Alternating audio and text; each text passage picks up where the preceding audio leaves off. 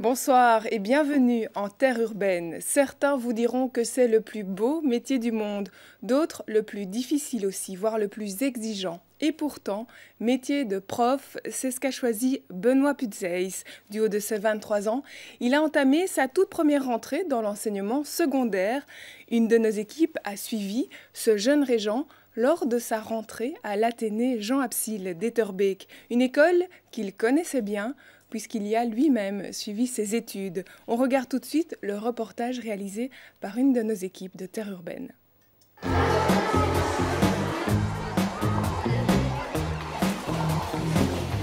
Bonjour à tous, je me présente, je m'appelle Monsieur Putzeis et je serai votre prof en histoire cette année. En gros, il n'est pas mauvais. Pour un premier horaire, je m'attendais à pire, mais voilà. Congé le mercredi après-midi, donc ça c'est normal, mais congé le jeudi après-midi, ça c'est juste bien aussi pour faire les leçons ou faire un peu de loisirs. Le seul problème, c'est les 4 heures ici le mardi, 4 heures d'affilée en géo, avec 4 classes différentes, donc ça veut dire que je vais répéter ma leçon 4 fois d'affilée, donc de 13h à 16h30. Donc ça va être assez long, mais heureusement l'horaire change en octobre.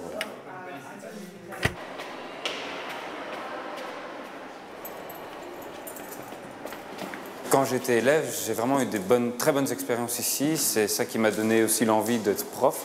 C'est cette ambiance ici à l'école, l'ambiance fraternité, on va dire, entre les profs qui est vraiment forte. J'ai fait d'autres stages où il n'y avait pas ça. Il y avait vraiment des clans séparés entre, par exemple, les profs d'inférieur et les profs de supérieur. Mais l'envie de revenir à Absil a été ma motivation quand je suis rentré en régent à l'ISPG. Ça a été l'envie de revenir à Absil en tant que prof.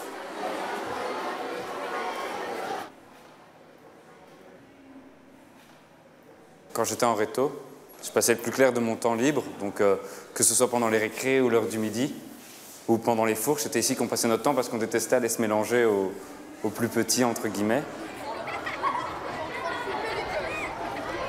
La plupart des profs m'ont reconnu. Pour certains, j'ai dû enlever les lunettes parce que j'avais pas de lunettes à ce moment-là. Donc le nom leur disait quelque chose. Donc voilà, même des profs que je n'ai pas eus se rappelaient vaguement de mon nom. Oui ? Dans la cour pour l'instant.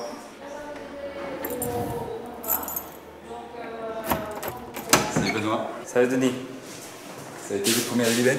Moi je me rappelle surtout du cours d'histoire que j'ai eu avec toi. C'était. Voilà, j'étais un peu. Parce que je voulais déjà faire ça en première, deuxième. Puis j'avais parlé à Madame Spreut qui m'avait dit ne fais pas ça, c'est pas un très bon métier. Enfin, elle m'avait un peu découragé. Et puis quand je suis retombé sur toi, ça m'a de nouveau donné envie de donner l'histoire. Donc. Pourtant, tu me l'aurais demandé, je crois que j'aurais dit aussi, ne fais pas ça, quoi. En bon père de famille, je crois que on dit, non, ne fais pas du théâtre, ne fais pas prof d'histoire, fais, je sais pas, droit, médecine, un truc qui rapporte, quoi, des vraies valeurs. Mais c'est vrai que de notre côté, ça fait toujours très plaisir, évidemment, de voir que des jeunes ont envie d'enseigner.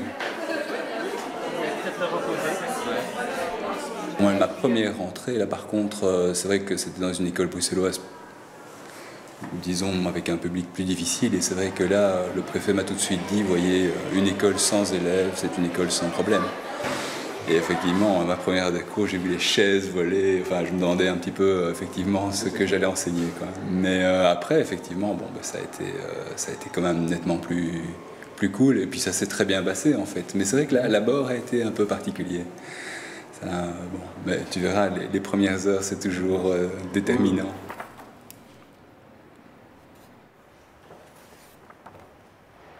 J'ai eu Absil comme offre, j'ai eu 3 ou 4 autres écoles qui m'ont proposé des horaires complets. Donc quand je me suis lancé dans les études de prof, je savais qu'à la fin, j'aurais une place. Donc c'est ça aussi qui motive. Et la peur de l'enseignement, je n'ai pas forcément eu peur parce que j'ai des parents qui sont eux-mêmes instituteurs et institutrices, donc je sais ce que c'est. Je sais les points positifs et les points négatifs, mais ça ne me faisait pas peur. Et les stages tout au long de ma scolarité m'ont permis de voir que j'étais fait pour ça et de me motiver encore plus à donner cours par la suite. J'ai travaillé en vacances, j'avais pris tous mes cours avec, donc les prépas. Et la dernière quinzaine d'août, là, ça a été le rush. Il a fallu faire travailler les prépas, etc., compléter les feuilles, faire les photocopies et tout. Donc je suis arrivé ici le 28 ou 27 août pour commencer vraiment à m'acclimater. Bonjour à tous. Donc je me présente, je m'appelle Monsieur Putzeis et je serai votre prof en histoire pour cette année. Donc je vais écrire mon nom au tableau. L'histoire géo est un cours qui ne passionne pas beaucoup d'élèves. Moi, ça me passionnait l'histoire et la géographie, j'aimais bien aussi, c'est pour ça que j'ai pris cette branche. Oui. Égyptienne. Voilà, la civilisation égyptienne, et qu'est-ce que ça t'évoque, les Égyptiens? Mais je sais qu'il va falloir les accrocher dès le début. Et, par exemple, en histoire, ce qui marche très bien, c'est les anecdotes, et en géographie, c'est les expériences. Donc ça, il faudra les accrocher par là, parce que faire des cours magistraux avec des premières et deuxièmes, c'est pas possible.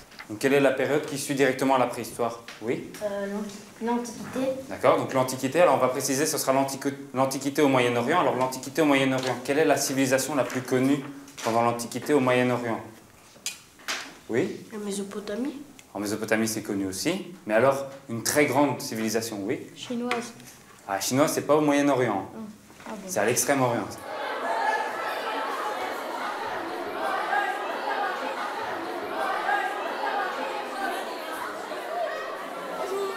Bonjour. Salut. Ça va? Oui, toi? Ça a été ton premier cours? Franchement, ça donne bien. Ça donne vraiment l'envie d'être prof. Ah bon? Moi, je dis. Et ça te fait ressembler à un prof, parce que... Voilà, il y en a certains qui connaissent pas les mots de base, donc on recommence vraiment depuis le début. C'est comme nous en histoire, quoi. Ouais. Comme on n'est pas sûr qu'ils ont eu en primaire. On a eu avait la la même même classe l'un à la suite de l'autre, donc en passant, je lui ai fait ça va, t'inquiète pas, ils sont cool. Donc je l'ai un peu rassuré dès le départ. Puis on se concerte pour des petites choses. Tiens, toi, comment est-ce que tu comptes faire avec cette classe? Comment est-ce que pour ton journal de classe, comment est-ce que tu as fait? Donc voilà, des petites choses techniques pour lesquelles on peut se concerter, et on aurait peut-être plus peur d'aller vers un professeur qui a déjà de l'expérience, parce que c'est parfois des détails et qu'il pourrait trouver ça futile, alors que bon, comme on commence tous les deux, mais vraiment pas les stresser, quoi, juste voir. Pour l'instant, je vois que voilà, je fais ma première année, je vois comment ça se passe, si je m'en sors bien. Si on me repropose une place, je continue. Mais je ne vois pas en termes de oui, je vais faire 20 ans ici, il faut que je fasse 20 ans. Je pense pas, je vois 1 an et puis on verra après.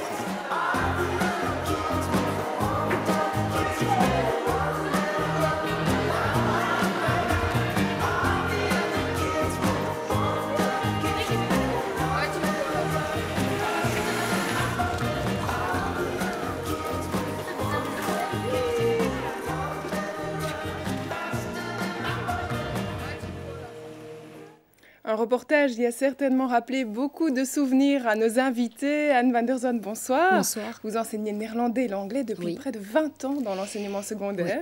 Oui, exactement. Et en l'occurrence à l'Athénée Jean Absil et puis Patrick Lénard. Bonsoir. Alors vous avez aussi été enseignant, directeur dans une école secondaire à Anderlecht, mais si je vous reçois ce soir, c'est au titre de secrétaire général adjoint de la Fédération de l'enseignement secondaire catholique, le plus gros réseau en communauté française. Alors effectivement, Anne, vous avez aussi vécu votre première rentrée il y a 20 ans. Quels souvenirs en gardez-vous ?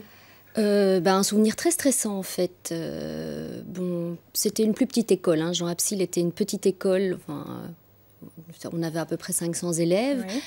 Mais moi j'enseigne dans le niveau supérieur, donc j'avais des élèves qui étaient plus grands que moi, qui paraissaient plus âgés que moi. Donc on me confondait avec mes élèves, donc c'était très stressant. Mais bon. Et là, Benoît, il n'a pas l'air du tout stressé, mais vous m'avez confié que c'était le surlendemain. Oui, tout à plus fait. dur. Il était un peu stressé après. Je crois qu'il s'est rendu compte de ce qu'il faisait et que c'est stressant de rentrer comme ça en classe devant 25, 26 élèves. Le premier contact, c'est le contact le plus important. Ça passe ou ça casse. Et donc, on joue sa vie. Alors, vous reconnaissez un petit peu, Patrick, dans le héros de ce reportage, je crois. Oui. Comme Benoît, j'ai travaillé, enseigné dans l'école où j'avais été élève, effectivement. Et j'avais également rencontré à la fois des enseignants magnifique et un directeur à l'époque aussi magnifique. Qui vous avait motivé à embrasser cette carrière d'enseignant. Alors on le voit, Benoît est plein d'enthousiasme, plein de bonne volonté. Vous qui avez 20 années de métier derrière vous, est-ce que vous pensez qu'aujourd'hui, les jeunes profs sont bien préparés à affronter les défis qui sont les leurs ? Je ne pense pas qu'il le soit, parce que en fait, venant de l'université ou d'une haute école, on aborde surtout le côté théorique, mais il y a le côté humain qui est très important et c'est quand on le vit, c'est l'expérience qui nous donne en fait notre façon de fonctionner. Donc on n'est pas du tout préparé, c'est de l'impro. Bon, même si on a un très beau cours, bien préparé, bon, on peut avoir travaillé pendant 5 heures sur une super leçon, être très fier de sa leçon, et on arrive en classe et ça ne marche pas du tout. Alors là, il faut pouvoir rebondir, il faut pouvoir... c'est presque du théâtre. Hein. Et ces relations avec la classe, est-ce qu'il y a une évolution? Est-ce que vous sentez que communiquer avec vos élèves, c'est parfois de plus en plus difficile ou pas? Est-ce qu'on peut dire qu'avec l'expérience, vous savez le truc qui marche ou chaque année, quelque part, vous devez vous remettre en question? Chaque année, on se remet en question. C'est un métier où il faut chaque fois avancer d'un pas et se dire, bon, est-ce qu'on a bien fait? Là, on aurait peut-être dû faire autrement. Donc c'est une remise en question continuelle. Et c'est ça qui est intéressant, c'est ça qui est enrichissant aussi, parce que les élèves changent, donc notre relation change. Et c'est ça qui fait de notre métier un métier assez exceptionnel. Mais aussi un métier difficile. Vous qui avez un regard un petit peu plus extérieur maintenant, vous entendez ces témoignages enseignants régulièrement. Vous savez que le métier de prof a changé et il est effectivement plus complexe. Qu'est-ce qui vous fait dire ça aujourd'hui ? Donc je pense qu'il est important de dire que le métier est plus complexe, mais c'est tout le champ scolaire qui est plus complexe. Donc le métier d'enseignant est plus complexe, le métier de chef d'établissement est plus complexe, le métier d'éducateur est plus complexe, le métier d'agent PMS est plus complexe, le métier d'élève, le métier de parent est plus complexe parce que la société qui entoure l'école a énormément changé et que cette société est aussi rentrée dans l'école. Des petits indices, hein, le statut du savoir a changé. Avant, la chose que le prof disait était vraie parce que le prof le disait. Aujourd'hui, ce que dit le prof est vrai parce qu'on a pu le vérifier sur Internet. Avant, l'élève était sujet de l'apprentissage. Aujourd'hui, il est acteur. Et comment faire une pièce avec un acteur qui n'a pas forcément envie de jouer. Il y a la judiciarisation du monde de l'enseignement. Il y a la société qui est rentrée dans l'école avec les conseils de participation. Donc je pense que c'est un peu tout ça qui rend le métier plus complexe. Plus complexe, plus difficile. Est-ce que cela a un lien avec le fait que du coup, moins de jeunes s'engagent dans le métier de prof? On le sait, aujourd'hui, prof, c'est presque un métier en pénurie, particulièrement dans le secondaire, dans votre branche, Anne. Est-ce que ça explique en partie le fait que le monde a changé? Oui, probablement l'image qu'aujourd'hui la société renvoie à propos de l'école. Je veux dire, il faudrait beaucoup de temps pour expliquer tout ce qui a traversé l'école. Mais oui, le système de valeurs a changé et l'école s'appuie peut-être encore sur des valeurs qui paraissent aujourd'hui, aux yeux de certains, désuètes. On entendait Benoît qui disait « Oui, je suis parti pour 1 an, ça c'est sûr, mais sûrement pas pour 20 ans. » Comment expliquez-vous, alors qu'il a l'air si motivé, qu'il dit ça ? Qu'ils disent ça. De nouveau, c'est une évolution presque normale. Avant, on s'engageait pour 30 ans dans l'enseignement.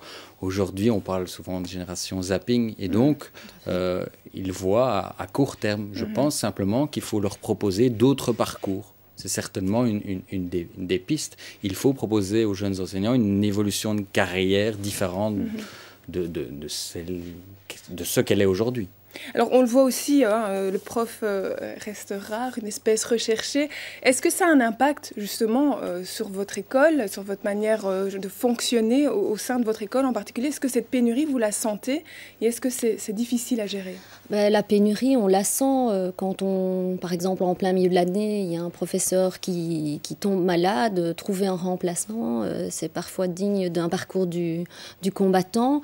Bon, on a beaucoup de collègues qui n'ont pas les titres requis, ce qu'on appelle les articles 20. Donc évidemment, il faut les encadrer. Donc dans notre école, on a mis sur pied une coordination pour les grands groupes de professeurs, comme le français, les mathématiques et les langues germaniques, pour pouvoir justement encadrer les profs qui commencent, leur dire ce qu'on attend de nous, l'inspection, ce que l'inspection attend de nous, et voir aussi un travail d'équipe, parce que c'est très important de travailler en équipe dans ce genre de bâtiment. On sent là que vous avez vraiment une réflexion, que vous êtes peut-être moins touché, mais il y a des écoles plus difficiles où là, vraiment, cette pénurie est plus criante. À Bruxelles, donc c'est aussi une particularité du monde de l'enseignement, c'est que chaque école est une réalité et que donc, en fonction des écoles, la pénurie va se manifester d'une manière différente. Mais il est clair que sur Bruxelles, il y a une pénurie dans toute une série de titres et qu'aujourd'hui, effectivement, les jeunes enseignants peuvent faire leur marché. Ils ont la possibilité de choisir.